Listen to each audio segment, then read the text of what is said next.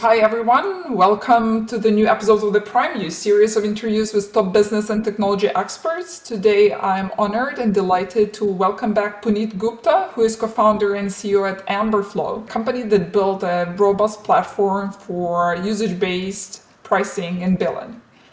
Puneet, welcome back. It's such a pleasure to see you again. Great to be back with you, Dana. Very happy New Year to you. Looking You forward to too. a conversation. Yeah, likewise. It's been a while since we spoke last time.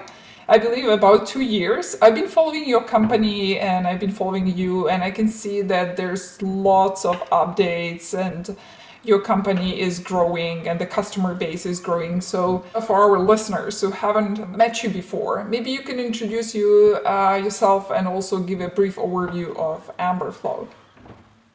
Yeah, I would love to. So, company name is Amberflo.io. I'm Puneet Gupta. I'm the founder and CEO. We are now about 3 years in, a little bit over 3 years into our startup journey, Bay Area-based, venture-backed. Um, and as you called out, what we provide is a integrated platform for metering, and usage-based pricing and billing. And basically, where we connect with our customers and prospects is more and more companies are looking to switch or move to a consumption-based or usage-based business model. Uh, Arguably, perhaps something that was started by some of the cloud providers. AWS perhaps was one of the leaders in that. And more companies are discovering the benefits of usage-based pricing and billing. Drives revenue, drives product adoption. So we enable businesses to charge and track on usage by providing a turnkey platform. Yeah, absolutely. The first time we had our conversation, I was totally sold on the idea and the inspiration behind the business that you have started. And it looks so obvious to me, right? Why companies should be leveraging and should be actually deploying your solution. What do you think is standing, like keeping, holding them back? What is it? Yeah, Obvious, right? You can see it. It's like 2024, and what is it from your perspective? yeah. You touched on something that I think strikes a nerve with any founder. What you just said, that perhaps now it's starting to look very obvious that it is a better model, it is a more mature model, it is a more win-win, better aligned model, as you just said. That yeah, it's starting to look very obvious that usage-based pricing and billing um, is that model. And I call that out just because even 3 years ago that wasn't the case, and so just maybe a little sort of a handshake with all the other entrepreneurs and founders out there. Um, it's I have sort of this favorite adage where I know somewhere I perhaps read this and it stuck with me. All inventions seem inevitable. All inventions seem impossible until they are invented, and then they seem inevitable. Okay. So it's one of those things, and I think we see this repeatedly in technology in particular, right? Some things sometimes just seem so far out; it was never going to happen, just not possible. And then when it happens, it's like, oh yeah, it was going to happen anyways. So I think usage-based pricing and billing is one of those things, and because you brought some memories back for me 3 years ago, 4 years ago, when we were starting to think about this, and we started to talk with some investors and others. Not everybody was on board with this idea that the world is going to shift in this direction. And then to yeah, just to pick up some from the question you asked, now it seemed obvious. Let's unpack, what has happened and why it has become obvious, right?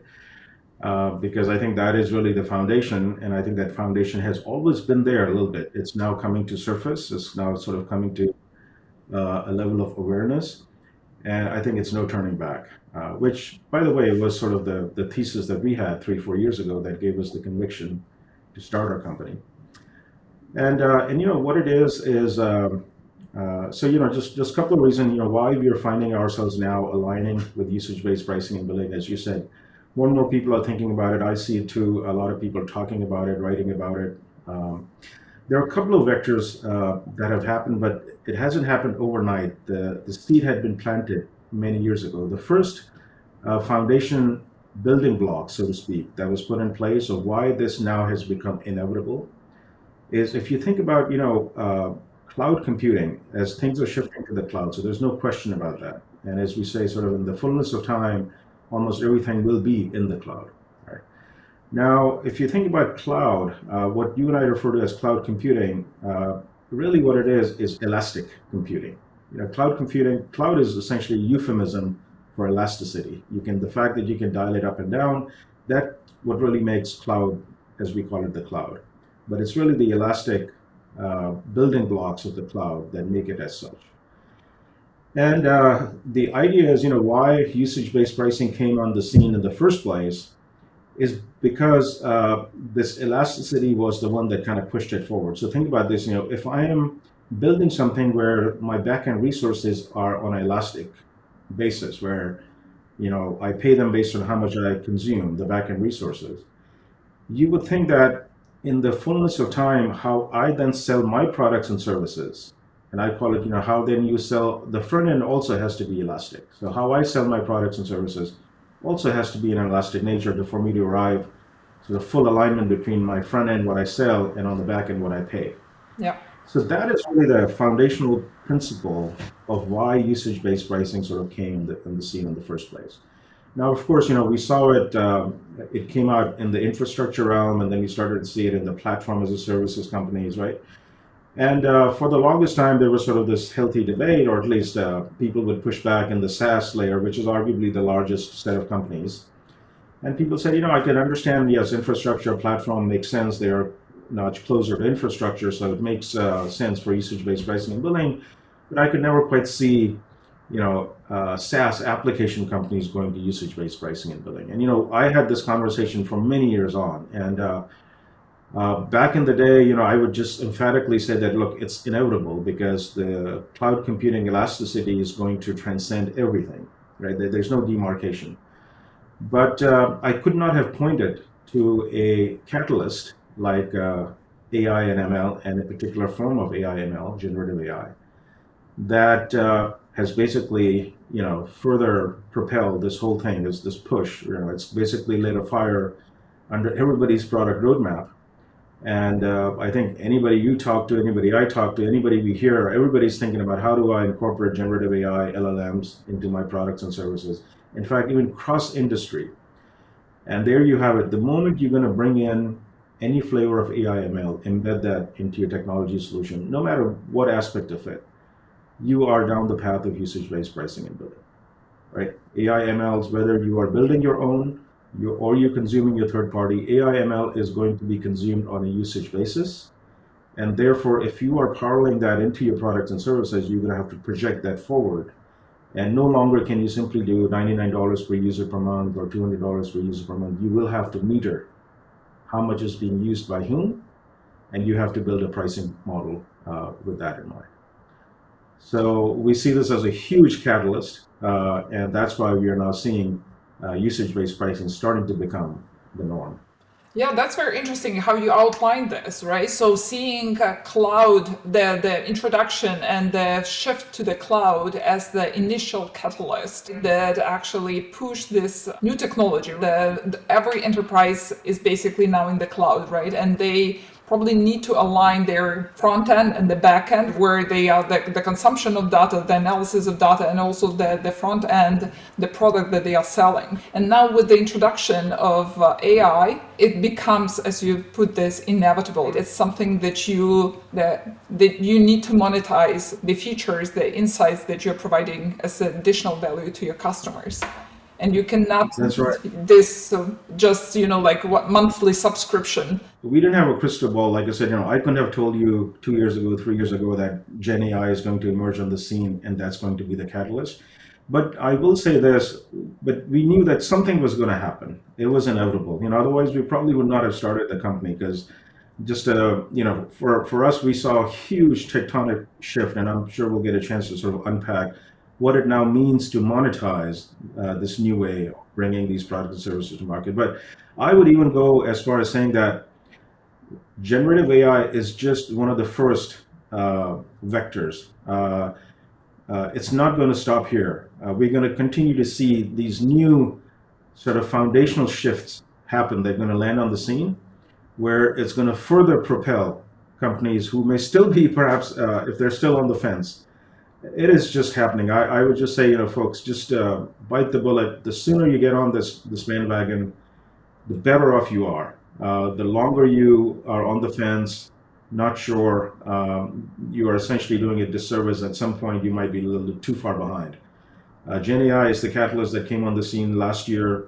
I wouldn't be surprised if something else comes on top of this later this year, next year, but you're going to continue to see these new vectors where usage-based pricing and billing will be the dominant, if not the de facto pricing model.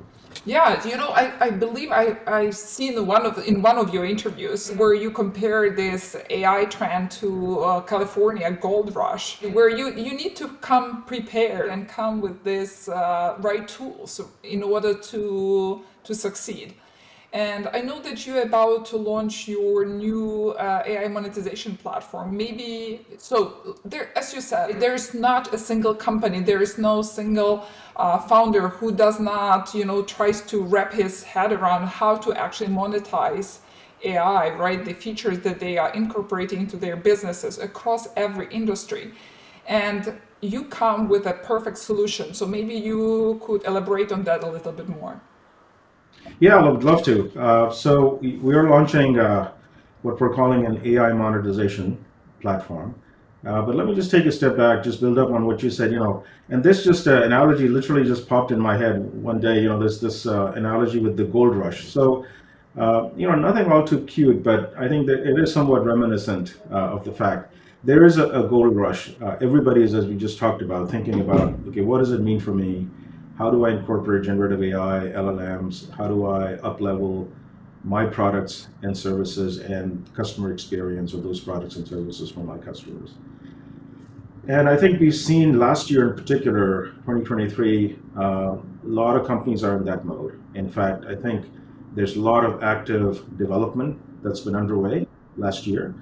And I think maybe as early as Q1 of this year, certainly Q2, May of this year, we're going to start to see a lot more products and services with generative AI baked in land on the scene after the development cycle from last year. And we're now seeing things like marketplaces starting to emerge and whatnot. So I think the ecosystem is starting to converge, and we're going to see a flurry, plethora of new companies and new products enhanced or net new products built with generative AI come to the market. I would say sort of the following. So for and all the folks who are thinking about, and rightfully so, incorporating generative AI, basic sort of business sense 101. Look, how well you are successful with your Gen AI or LLM strategy, at the end of the day, will basically boil down to how effectively you're able to monetize. And I'm not saying that's the only thing. Yes, you got to figure out, what it means to your customers, what features, and how you deliver that experience based on generative AI. But at the end of the day, for you to sustain that, you have to come full circle on effectively monetizing whatever that you put out. And I've talked about this before. Unfortunately, this is a little bit of a learning curve for folks because in the traditional way, how things have been priced and billed, usually the pricing and billing was an exercise that was left after the fact that the product was developed. And there was some team in the back office or finance team or accounting team, maybe with the help from the marketing team, came up with a price point, right? Like I said, $99 per user per month. It was arbitrarily set high enough where you knew, okay, it's going to cover my margins, and off you go. Not going to be the case this time around. You are going to have to build a pricing model that is flexible, that is charging based on actual usage and consumption. So you have to bring that in a little bit earlier into your product development cycle, ideally right at the outset. And therefore, you're going to find that you're going to need a new set of tools. You're going to need some new frameworks and best practices on how to kind of go about that. So this is a little bit of a mind shift. And what we are trying to do is both evangelize, help companies and prospects so they don't get caught off guard right at the end. You're ready to launch and you sort of have this mea culpa or OG's moment. Okay, well, now I have to change my pricing plan. And you'll find that you'll have to go back into the product to put some of the instrumentation in place. So we're launching what we're calling an AI monetization platform. And what that is, it's basically a catch-all term for these modern workloads, AI monetization platform has three pillars. It has a metering infrastructure. It has a pricing and billing infrastructure, and then it has a quoting infrastructure. Quoting, something sometimes also referred to as a CPQ, configure price quote product. So these are the three legs of the AI monetization platform: quoting, metering, and billing. That is a platform that we're launching. We started the company with the metering cloud and the billing cloud, and we've been hard at work at adding the quoting cloud, which basically forms the third leg of the stool. And now you have quoting, metering, and billing. You can essentially go to market with your AI, whether it's generative AI, LLM products and services, and end-to-end automate from quoting to metering to usage tracking to invoicing to billing and revenue recognition, your entire workflow and monetization. As you said, the previous model, like subscription model, that you would come up with some margin, right? Maybe research the market, and off you go. Here is like it's a constant, right? The metering and also the data analysis. So it takes a bit more like closer look into data that is being consumed. Is there any challenge with that for the organization? Yeah, yeah, a good question. Again, some of this, we also kind of learned a little bit from experience, time spent in AWS, though not precisely within sort of the Gen AI framework, but generally usage-based pricing and billing. It was the pioneers and at a level of scale that we operated at. So there are a set of frameworks and best practices about how to go about this. So first is, okay, what is the platform and what are the components of the building blocks of the platform? So we outlined that AI monetization. It's a three-legged stool. You need quoting, metering, and billing, purpose-built for this model of usage-based pricing and billing. Okay. Now, with that platform, then there are some frameworks that you have to follow in terms of what comes first and how do you sort of stack rank them. Okay. So you have to start in this world with metering. Metering is really, think of as this monetization platform with metering is sort of that horizontal layer. Metering is the data layer. And on top of the data layer, you have these applications like quoting, pricing, and billing. So you have to start with metering. And we've talked about, there are definitely some best practices and frameworks. We encourage folks to connect with us if you want to take a deeper dive. But I'll give you a couple of examples where oftentimes people are sort of caught with this a little bit off guard. So what is metering? Metering is essentially your usage graph, okay, decoupled and a sort of a separation of concerns from anything else. It's essentially just a usage graph, independent of pricing and quoting and billing. So usage is a system of record of what is being used, by whom, when, where, how much. Okay, so you got to put that metering foundation in place.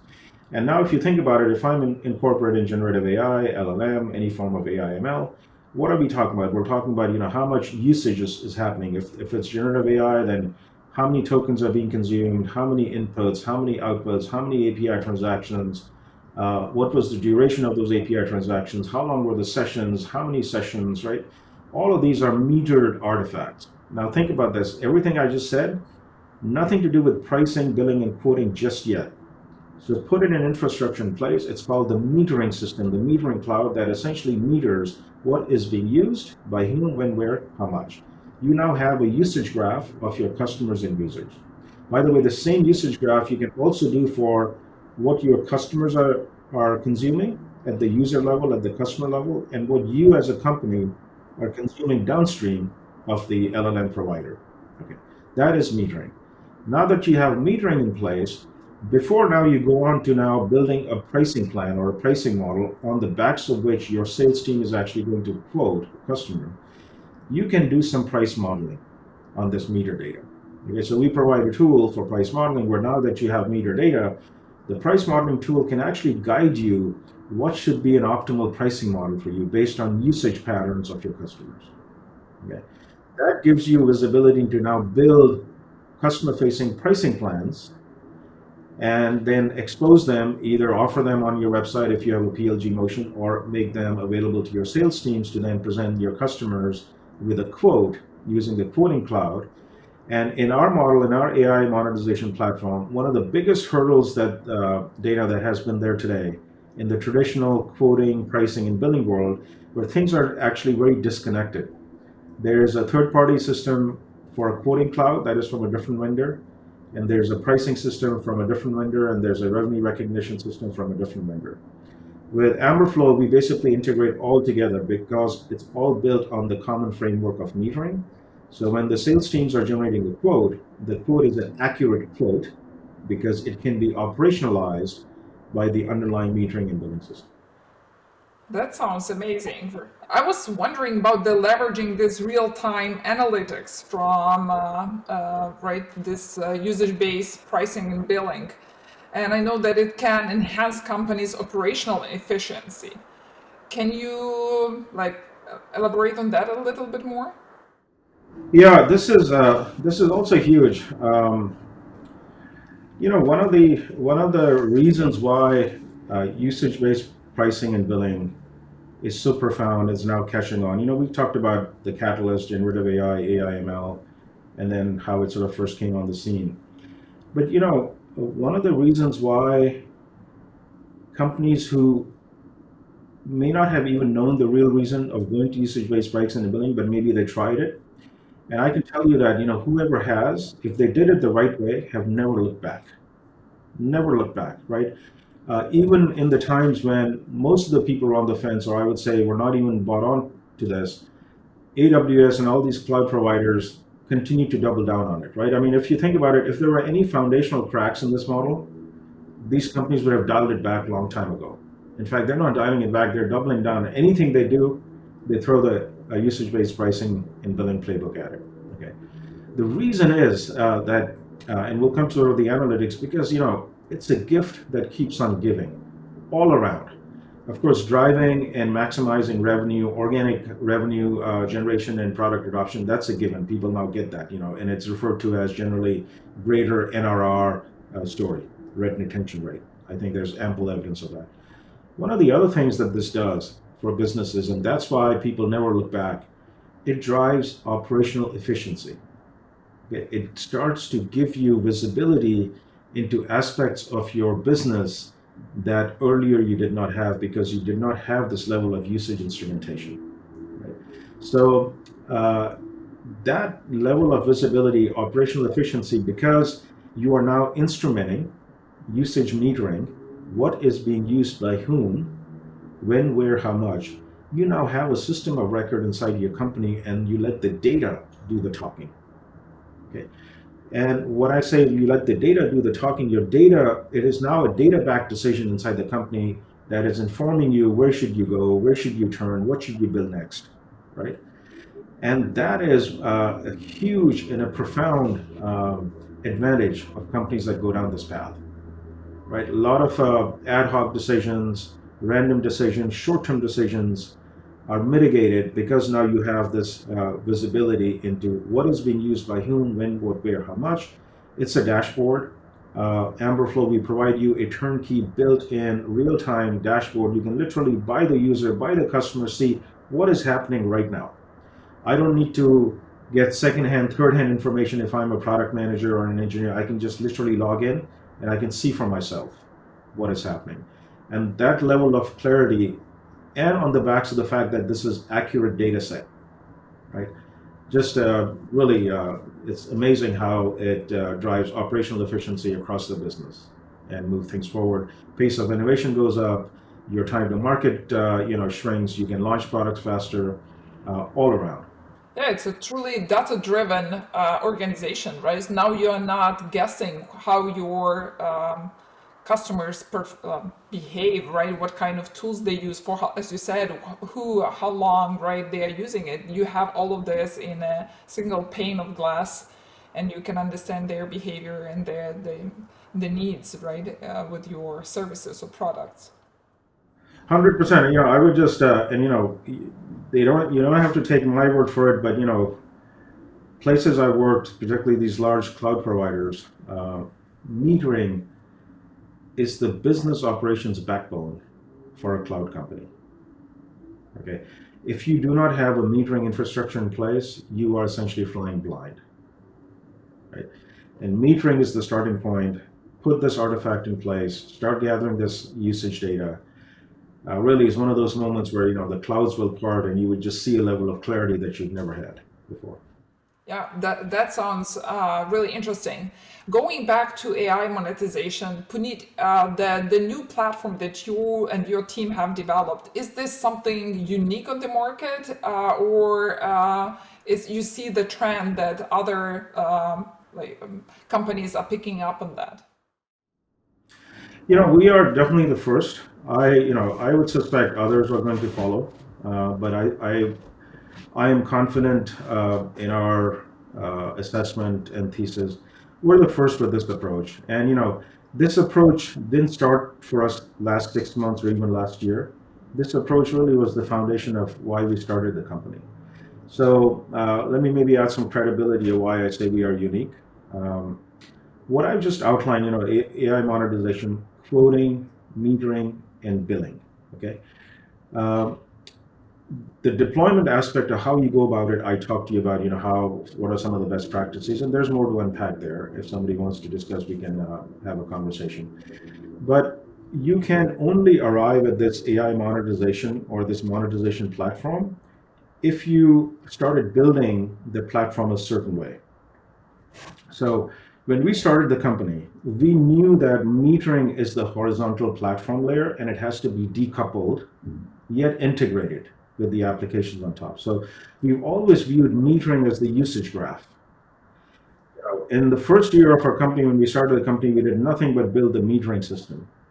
And we built basically a meter file storage system from the ground up, which is price performant, orders of magnitudes better than, and this is a claim that I can stand behind, faster, better, cheaper than anything else you're going to see out there on the planet. Guaranteed. I'll stand behind that. You cannot do metering at scale for what you can do with Amberflo. Faster, better, cheaper. Okay? Because this was our vision. We've always viewed the world as metering as the horizontal platform, and then we're going to build applications on top. Like I said, in what order we build those applications is a function of where the market is and what the need is. But metering is the foundation. That was the missing link. So metering is the foundation, is what Amberflo built when we started the company. It took us about a year, a little bit more than a year, just to build a metering service. Then we built a full-featured pricing and billing engine. We call it the Billing Cloud. And now extending that forward, we now have the Quoting Cloud. So what I'm saying is, there may be companies, for example, that might come and offer you a quoting cloud for AI monetization. But see, the quoting cloud cannot operate like I talked about this three-legged stool, unless you also have quoting cloud integrated with the metering cloud. The quoting cloud doesn't mean anything in an AI monetization world. Because I can quote something to a customer, but who's going to guarantee the delivery of accurate invoicing and billing on the back of that quote? And you're going to need a metering system and a usage-based pricing and billing system to do that. So this is basically a lockstep way. And then for somebody to now offer an AI monetization platform, you have to first go back and start building a metering service, and then a pricing and billing engine, and then you build a quoting engine. Okay. Makes sense. Totally makes sense. So those two go hand in hand. So you cannot have just quoting, right, without having the data that actually supports this quote. Exactly, yeah. And it needs to be, really tightly integrated and interoperable, right? So I cannot take quoting solution from somebody else and take a metering solution from somebody else and billing solution from somebody else. It's too much data. There's too much metadata that's flowing back and forth, and you need sort of consistency and all of that. And all of this, by the way, in this new platform has to be sort of wrapped with a bow tie with a layer of accuracy. Okay, because you're talking billing and invoicing, right? I cannot drop events. I cannot miss out that some transactions were used but they were not captured, so now my bill is different, right? And then who's ultimately responsible to figuring this out? Where did it get dropped? So it needs to be fully integrated, fully interoperable, and that's why I think companies are going to find that trying to piece it together is just not going to work. It's very interesting. You know, the part about the metering, right, and the quoting, there's lots of data, right? So when someone consumes a product or a service, there's a lot of data in there. You will not be metering everything, right? There is specific part of the data that is being quoted. If I, correct me if I'm wrong, right? So how that specifically works with your platform? How do you train your platform to be able to meter what needs to be metered? I'm sorry if I'm oversimplifying. No, it's a great question. I'm sure your audience will have a similar question. So yeah, so maybe if I sort of generalize it, okay, what data set is a candidate for metering? That's it, right? How do I decide that this is a candidate for metering? Should I meter this? Should I not meter this? And even so, what should I log or monitor or do use a logging tool versus a metering tool? So this comes up fairly often. Here's sort of a good framework. Um, Anything that you want to track at a system user or customer level in the fullness of time, where you can think about, yes, it would be helpful for me to know who used this, like this usage. I want to attribution. I want to attribute this usage to something because it gives me, like we just talked about, operational clarity, visibility. So this is an important point where metering is not only tied to pricing and billing. Metering will be the superset. Okay, does not have to be everything, but it generally is the superset, and here's why. And that's why metering I talked about as the foundational layer, because see, pricing models data will change, right? And this is actually a lesson learned from time at AWS. We used to say that in usage-based pricing and billing world, metering usage is the system of record, not pricing. Yeah. Pricing is ephemeral. Pricing will come and go. Pricing will change. Look, if you change your LLM model, your pricing is going to change because a different LLM provider is going to have a different pricing plan, and you're going to have to then reflect that into your products and services. So pricing is ephemeral. In fact, it's more ephemeral. It's more fluid in a usage-based pricing and billing world. But as long as your usage and consumption data is intact, you are set for life. Okay. Intact meaning decoupled. So separation of concern. Usage data must not have be mired with pricing and billing artifacts. You want to have that decoupling, right? Because like I said, pricing is going to change. And that's the model that Amberflo has followed. We give you sort of this decoupling, yet tightly integration. So now the question, okay, what should I meter?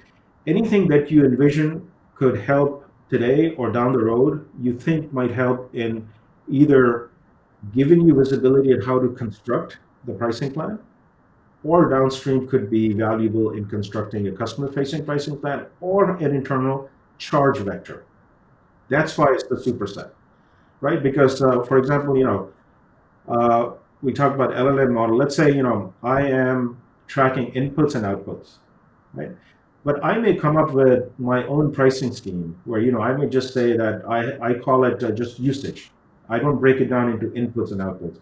But you're going to need meters for inputs and outputs, and then you can abstract it into something else that you may want to bake it into your pricing plan. So that's why metering is the superset. Meter to your heart's content. And therefore, the only way then that you're going to be able to do that is you need to seek a metering service that is price performant, right? Where they're not charging you an arm and a leg. You don't have to think about, can I meter a new meter? How much is going to cost me? It should really be like a classic cloud, highly scalable, no step function, economies of scale, discounted pricing. The more you use, the less you pay per unit. That's what you should see from a provider that is giving you a metering service. Yeah. So, Puneet, you mentioned early in our conversation that while metering and monetizing AI, right? So that is something for companies that are in the process of building their new features. They're integrating AI features and providing insights to their customers. What will happen to the organization that already have this in place? There are like number of different products, even like I'm using Canva and other solutions out there that already have this in place. How your monetization platform is can be incorporated, deployed? Yeah, and we see this, but I will say that metering it's still a new artifact. I think yes, there are a set of companies who had no choice but to build some metering infrastructure in house. Quite frankly, because nothing was available off the shelf, right? I mean, Amberflo wasn't around for more than 2 years back.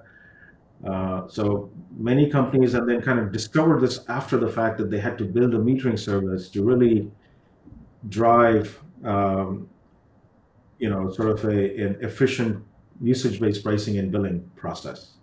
So they discovered after the fact, I cannot do it with logging. I cannot do it with monitoring. I cannot do it with observer. I need a metering system because, like I said, system of record for usage and consumption data, but done it accurately. So item potency, data deduplication, these are some of the design artifacts of a scalable metering system. So I have not seen many companies have metering, and the reason we talked about, it's not that folks didn't know, it's just that the need was not there. Because if you were on a subscription model, nobody was incented to meter, track usage, right? Okay, but now people are. So they're seeking, and we have a lot of companies who come to us, prospects who come to us, seeking. Actually, they're asking for it by name. People are going into Google and searching for a metering cloud or metering system. Okay. So the awareness is happening, and metering is that starting point. And I would say what I am seeing, though, to your point, yes, it's not that folks are flying blind. They are doing some level of instrumentation. Some of it is today under the bucket of product analytics. So people are capturing what who's landing on what part of the screen, or what part of the product is being used, and they're trying to do that through product analytics. But there you have it. See, product analytics, or for that matter, even if you're just writing something to a data warehouse, that is not metering. In fact, I would really uh, caution you, because here's the thing, maybe the best way to articulate why you need a dedicated metering system. So, uh, while events ingestion is event ingestion, right? Metering does that. You can do and create your own data warehouse and write an event to there. You can use product analytics. But see, here's the thing, and this is where you need to sort of walk your way backwards. When you go down the path of usage-based pricing, I guarantee you one or more customers very soon is going to ask you, I don't trust my invoice. I need more visibility into, can you show me that I actually used this much? Okay. Now, this is what opens the Pandora's box, and people have sort of this OG's moment. Okay. Who's responsible for providing that audit trail inside your company to then give that customer full confidence? Look, here's your usage. What's happening today, the moment a customer asks that, and of course, usually when actually things do go wrong, an incorrect invoice gets sent out. You basically go into a remediation hell. You pull a person from finance, one from accounting, one from product, one from support, right? What happened here? What system? And what's happening is that there are too many hops of how the event and how the data was flowing. And there was no guarantee in any of that workflow. No system was taking ownership that I guarantee audit trail, I guarantee lineage, I guarantee item potency, I guarantee data deduplication.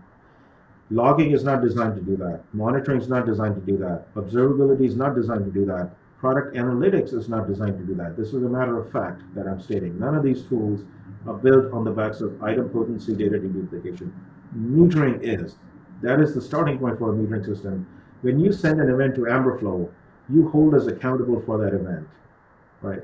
We will process it once and once only. We will not process it twice, okay?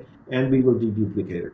So, and then when you look at an invoice that's generated out of Amberflo, you can take it all the way back to when the raw events came in. Now, if some customer says, "Hey, I don't trust the usage," you simply send them if you like to, you can just send them a printout of all the usage events that aggregated into that monthly invoice, and you have a system of record and a source of truth. So that is the thesis. I think, like I said, folks, things that weren't available off the shelf, like Amberflow, so many companies were trying to do it themselves. But then you would also imagine, for many of them, it's not a core competency. Companies are realizing that it starts to become a heavier and heavier lift. What I just articulated, imagine now doing this at scale, it gets even that much more complicated. Yeah, definitely. And your solution actually mitigates all the issues that you might have with your customers, at the same time building trust, right? That this billing quotes, that they are accurate and they are based on the data that you can actually show and prove, right? It's not like guessing. That is a big part, yeah, earning trust is, it takes a long time to earn trust, and it just, one snafu. And, so, yeah, and, you're talking about now it's a revenue recognition issue. So it's all kinds of problems, downstream problems. And it's actually a little bit, akin to like supply chain. You want to fix the problems at the source. So that's why you need an event tracking system that guarantees you that yes, the events. I remember what I said earlier. Sort of, the system of record is usage. Have your usage data intact, okay, and uncompromised, and sort of just kosher living, in a good way, and the rest would be sort of smooth sailing after that. Yeah.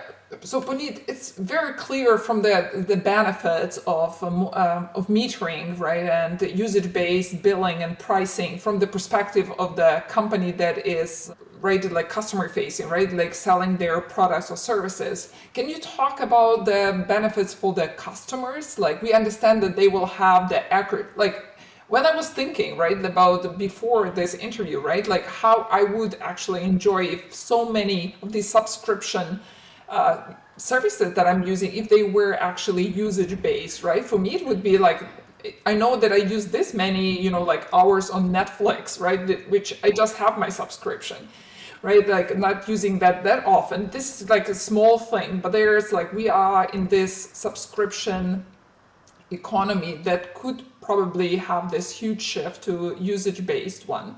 So what are the benefits for the usage? Make it short. Use. Yeah, benefits for customers are huge. I mean, and in fact, for anything to sustain, in our industry, ultimately at the end of the day, the customers have to find value, right? So it's really customer driven. And as we talked about earlier, the fact that we've come this far, and the companies who went down the path of usage-based pricing and billing, it may have come from both angles, but at the end of the day, it aligns with customers, and that's why it continues to be, and that's why it continues to expand. Tremendous, tremendous benefits, and you were kind of just alluding to it a little bit.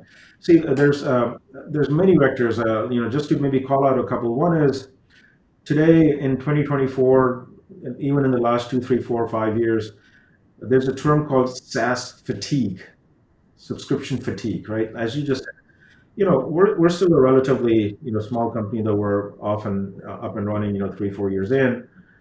I have no idea how many subscriptions we have. Every couple of days something new pops up on a credit card or some invoice about some subscription, right? There's no accountability, nothing. I don't know who's using what, but we probably have like at least 100 plus different odd subscriptions. I would say the following. So that's the definition of SaaS fatigue, subscription fatigue. Like, customers left holding the bag, right? I'm taking all the risk, right? Because these things get renewed. I don't know when. So so that is just a bad customer experience, right? And I would even say this. This is longstanding thesis. This whole subscription thing, in my mind at least, is been a aberration of sorts. Meaning, if you think about how we as humans, just how the world economy works, it has always been a consumption economy, right? You and I pay for the miles we travel. We don't buy a subscription to United. You and I pay for the amount of groceries we buy at the grocery store. We don't buy a subscription to the grocery store. We pay for the nights we stay at the hotel. So we've always been based on how much you consume, you pay based on that. So the world operates on a consumption usage based model. That is the default model. The subscription thing kind of landed out of the blue, and it has lasted as long as it has, but now people are seeing through it. So for customers, it's a win-win because it gives you that flexibility. You can dial it up when you want to use more. You can dial it down when you don't want to use as much. That is basically the ultimate customer-vendor relationship pact, if you think, right? That is the win-win. That is the I holy love grail. the Nothing analogy. better, It's a fantastic one. Yes, totally agree with you. right? It gives you the predictability. If I use it, right, so I know that how much I'm gonna be charged. Exactly. And and then one more thing, just one of the things that usually people talk about, yeah, okay, all of this is great, but people say, yeah, but it lacks predictability. Okay, and I can understand that. That's a valid concern that many companies have budgets that are drawn out at the beginning of the year, right? Okay, so I cannot operate on this pay as you go. I don't know how much I'm going to consume, so every month the bill's going to be different. That is a misnomer. It is not a This is not a problem with the business model of usage-based pricing and billing. All it means is that you don't have the right tooling. So first, meter and instrument. Your vendor should be able to give you full visibility into what is being used by you and your users or your employees. Okay. Second, the more popular actually entitlements, contract artifacts of usage-based pricing and billing are what we call prepaid and commits. So it's not just all pay as you go in arrears. In fact, that is actually a least popular one. One of the more popular one models is prepaid, where okay, I know I'm going to be spending at least this much month over month, right? So I'm going to buy $120,000 worth of services. I'll commit to using $120,000 worth of services. So you can now budget plan that. You can pay the vendor that money upfront. The vendor still meters your actual usage, draws down against that committed amount, and bills you on a monthly basis. So you can still do the budgeting and forecasting based on the prepaid model. Okay, so that solves this pain of predictability for organizations that actually need to have their plan, right? The meeting the quota of the Exactly. workforce. Got this.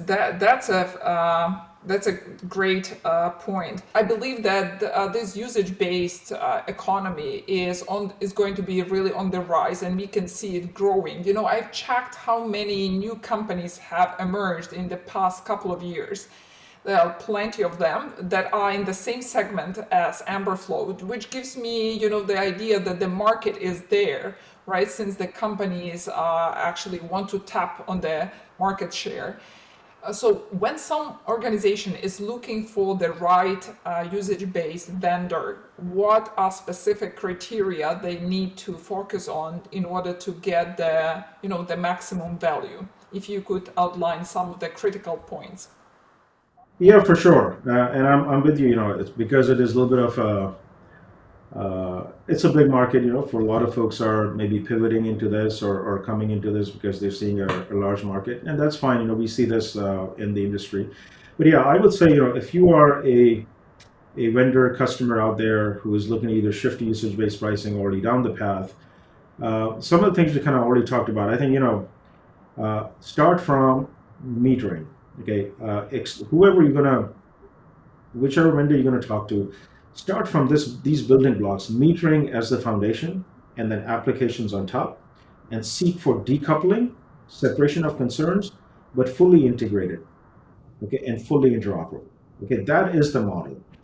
Don't work your way backwards. Don't go start seeking a quoting solution and then a billing solution, and then a metering solution. You don't work your way backwards from pricing and quoting into metering. You work your way forward from metering into pricing and billing and quoting in this world. This is basically a key point because in the subscription world, Dana, it was the other way. People would first buy a CPQ and a quoting tool, right? And then they would do some manual invoices because it was just one invoice for the year, or just straight up same invoice every month, right? So it was some person on the back end, and you basically were operational. Not in this case. You will first need metering. You have to start with metering. Then you will need a pricing and billing engine to construct the pricing models, your product catalog, that then your sales teams can use the quoting tool to generate custom quotes and present. So then you can operationalize those quotes, and then you have a usage-based pricing and billing system. So go in that order. Yeah, sounds really good. Puneet, thank you so much for your time, for your valuable insights. It's been immense pleasure and honor to talk to you and learn more about Amberflo and the amazing new platform that you're about to launch, AI monetization platform. Really looking forward to see what's new for your industry and for your company. It's been a pleasure. Thank you. Thanks, Dana. Always good to talk to you. Thanks. It's been a pleasure as all mine. Thank you so much. Likewise. Thank you.